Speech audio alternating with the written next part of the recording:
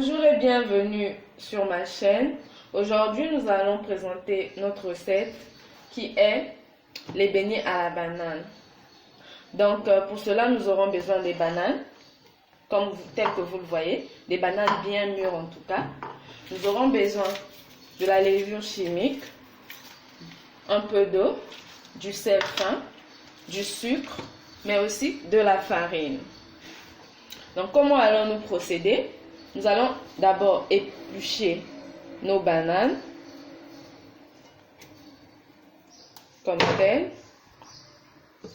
Et une fois, il faut donc essayer de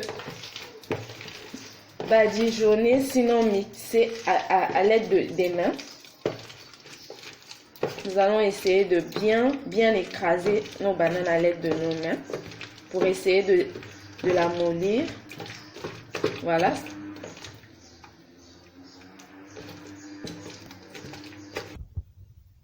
Et après avoir ramolli notre banane, nous allons mettre de la levure chimique. Pardon, boulanger, j'allais dire.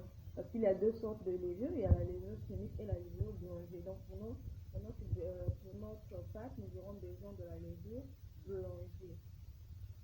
Et ça dépend, la quantité dépend de la banane que l'on va utiliser. Donc voilà, ajouter un peu. Ok, je vais alors mélanger.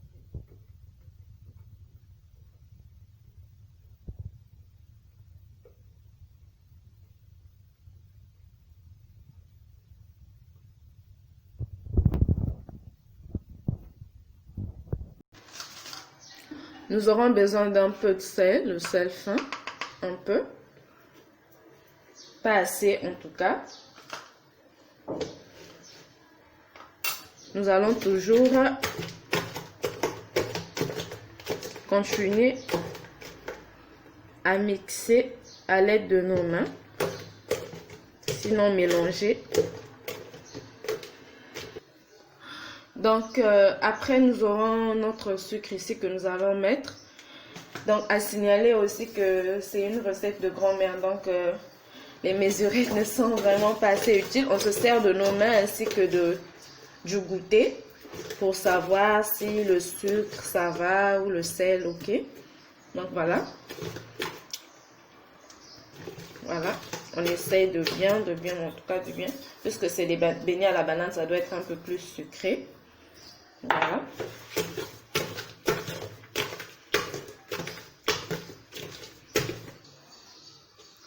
Et nous mettrons un peu d'eau. Juste un tout petit peu. Parce qu'en fait, dans les beignets à la banane, on n'a pas besoin nécessairement de beaucoup d'eau. Mais il ne faut pas non plus exagérer avec la quantité d'eau. Donc, après avoir mis tous ces ingrédients, nous allons mettre la farine. La quantité de la farine également dépendra de la quantité de la banane. Sauf que ce sont les beignets à la banane, donc ça ne doit pas dépasser, en fait, la farine ne doit pas dépasser la banane.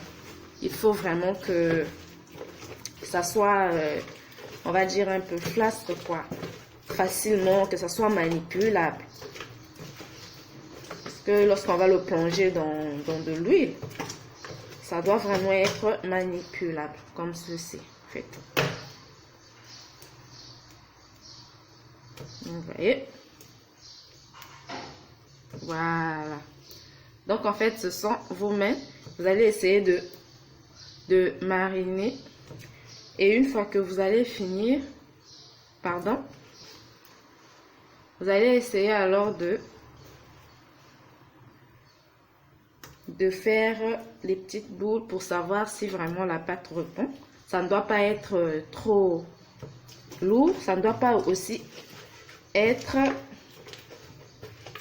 trop légère. Donc ça doit être moyenne en fait. Voilà. Ok. Au cas où vous constatez que votre farine n'est pas assez douce comme ça, vous pouvez, n'hésitez vraiment pas à rajouter un peu, hein, question de rendre votre pâte assez manipulable et réussie. Donc voilà ce que ça donne. Ok. Donc une fois que c'est fait, voilà ce que ça donne à la fin.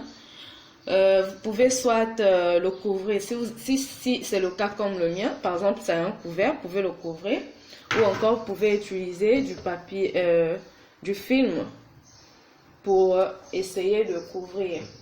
Vous pouvez également utiliser les deux, c'est-à-dire couvrir d'abord avec du film, puis votre couvert. Vous couvrir, comme ça de l'air ne va pas rentrer, parce qu'en fait c'est la chaleur qui fera que votre pâte se fermente. Une fois que c'est fait comme ceci, vous laissez reposer minimum, j'allais dire 2 heures du temps, jusqu'à ce que ça monte. Maintenant, si vous êtes assez, vous voulez que ça se fermente assez rapidement, si vous voulez peut-être le manger tout de suite, vous pouvez prendre votre pot, bouillir de l'eau chaude et plonger à l'intérieur pour que ça se fermente. Mais l'idéal serait que ça se fermente naturellement, pour que ça soit assez bon. Mais non, au cas contraire, vous pouvez le fermenter. Par exemple, pour ceux-là qui vivent dans les endroits où il fait excessivement froid. Donc, vous pouvez accélérer la fermentation de votre pâte en mettant votre boîte dans de l'eau chaude. Donc, nous allons laisser reposer minimum 2 heures du temps pour revenir voir ce que ça va donner. Après les 2 heures. Merci beaucoup. Donc là, nous allons ouvrir notre pâte.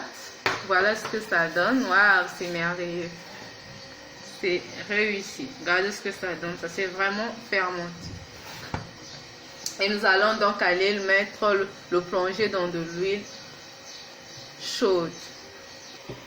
Là, nous avons notre huile bien chauffée. Et alors, on va plonger nos beignets. Rassurez-vous que vous faites des boules assez bien. Des rondelles, j'allais dire, pardon.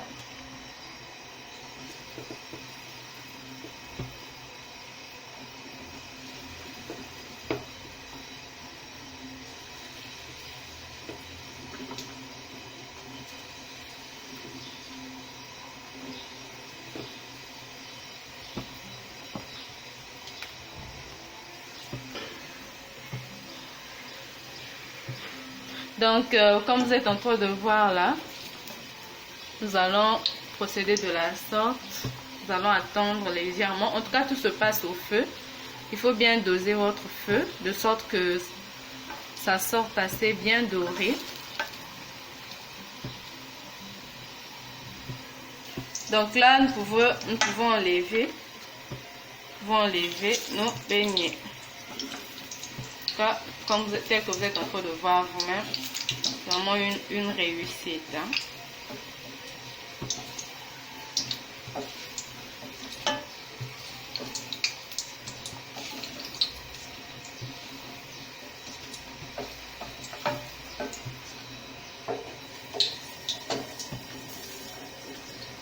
Donc voilà ce que ça donne.